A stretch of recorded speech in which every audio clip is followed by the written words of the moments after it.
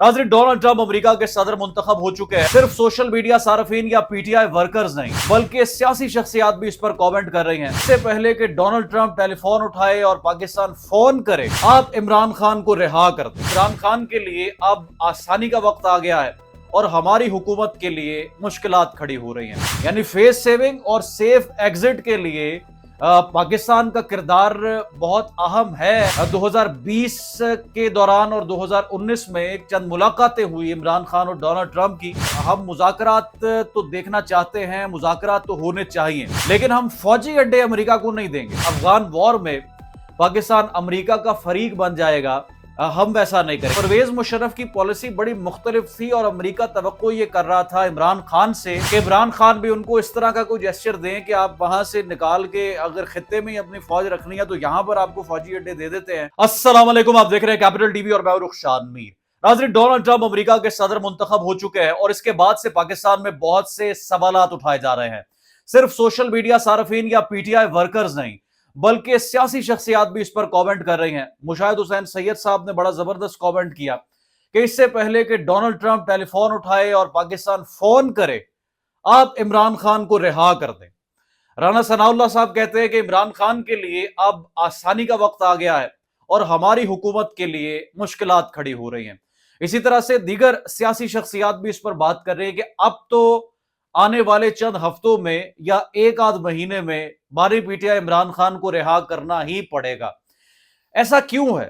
Donald Trump के साथ उनकी चंद तस्वीर या वीडियोस या डोनाल्ड ट्रंप का उनके हवाले से एक स्टेटमेंट तो वायरल हो रहा है, जिसमें वो कह रहे हैं कि इमरान खान एक अजीम आदमी है, उनके क्रिकेट के दौर में उन्होंने बड़ी स्ट्रगल की, फिर वो एक सियासतदान बने, उनका बहुत काम है, बहुत सोशल वर्क है पाकिस्तानियों के लिए, वगैरह वगैरह। लेकिन इसके अगर हम पस मंजर में देखें तो बुनियादी तौर पर 2018 से लेकर 2022 तक जब इमरान खान वजीर आजम थे, और ये वही दौर है जब अफगानिस्तान से अमरीकी फौज ने इनखला करना था और किसी सियासी तस्वीर की तरफ या फिर तालिबान के साथ मुज़ाकरात के जरिए कुछ ऐसी सेटलमेंट करनी थी कि उनको एक फेस सेविंग भी मिले, एक फेस सेविंग के साथ साथ एक सेफ एग्जिट भी मिले।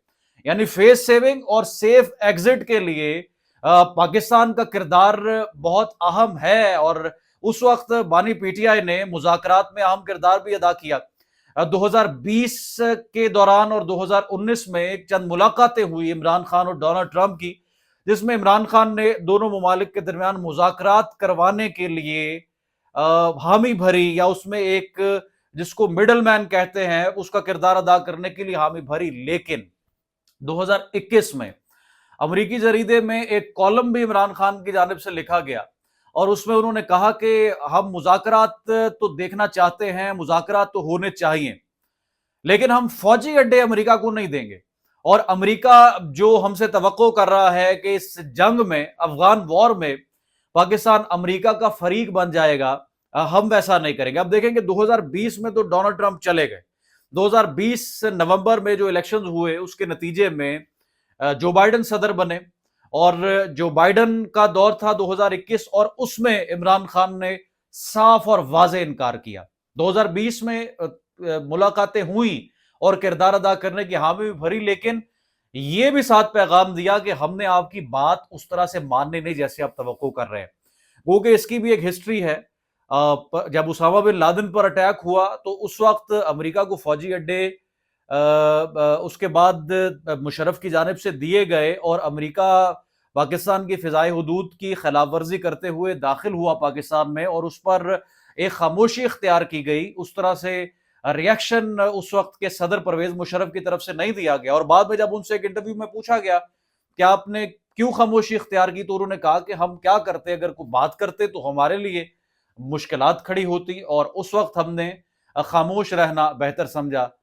कारगिल के हवाले से भी उन्होंने जो इस तरह के कुछ कमेंट्स किए, तो उनकी पॉलिसी, परवेज मुशर्रफ की पॉलिसी बड़ी मुख्तलिफ थी और अमेरिका तवक्को ये कर रहा था इमरान खान से कि इमरान खान भी उनको इस तरह का कोई जेस्चर दें कि आप वहां से निकाल के अगर खित्ते में ही अपनी फौज रखनी है तो यहां पर आपको फौजी अड्डे दे देते हैं, या आपको अगर कोई फरीक चाहिए किसी नेबर कंट्री में से तो हम आपके फरीक बन जाते हैं इस जंग में। लेकिन मुकम्मल तौर पर انکار کیا. اب امریکی اسٹیبلشمنٹ کو یہ پتا ہے کہ یہ ہماری بات ماننے کو تیار نہیں ہوتا, اور یہ جو عمران خان ہے یہ کسی بھی وقت اور جب بھی کوئی اس طرح کا معاملہ آتا ہے تو یہ ہمیں آنکھیں بھی دکھا دیتے ہیں, ایبسولوٹلی ناٹ بھی کہہ دیتے ہیں, اور جب ان کی مرضی ہوتی ہے تو اس وقت یہ ہمیں ایک شٹ اپ کال بھی دیتے ہیں. تو یہ امریکی اسٹیبلشمنٹ جو کہ بیک اینڈ پر ہوتی ہے کسی بھی امریکی پریزیڈنٹ کے, ان کو یہ تمام تر چیزیں معلوم ہیں, پتہ ہے,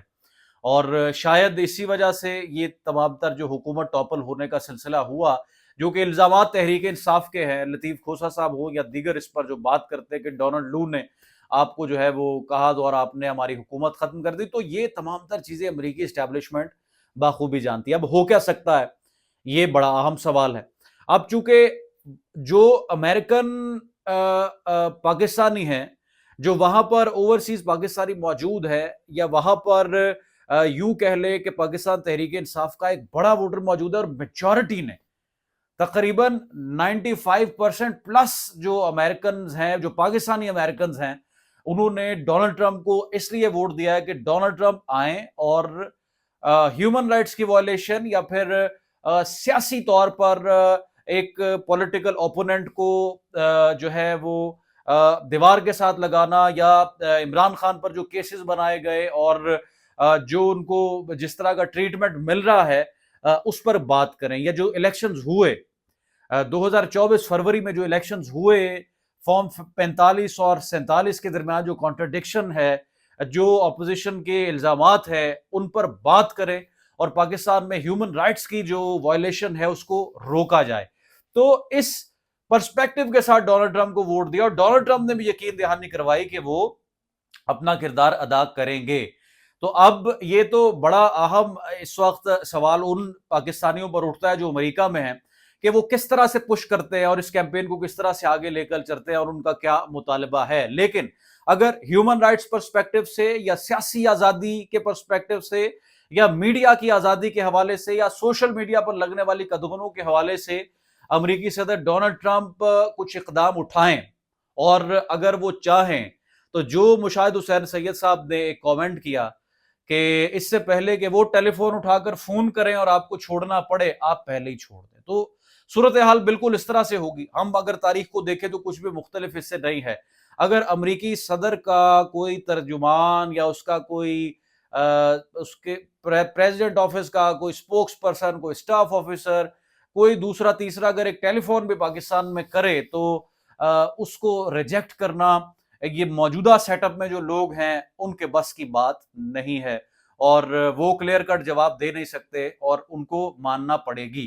کیونکہ آپ جانتے ہیں کہ جس طرح سے حکومت اس وقت یہ چل رہی ہے وفاق میں, اور اگر کوئی ترمیم بھی لے کر آنی پڑے تو مولانا فضل الرحمان کو کبھی پیپلز پارٹی کو کبھی کسی کو بنانے کے لیے دوڑیں لگ جاتی ہیں, تو یہ ان کے لیے بہت مشکل ہے کہ یہ اس کو ریفیوز کریں یا اس پر سٹینڈ لیں. ہو ہی نہیں سکتا, ایسا ممکن نہیں.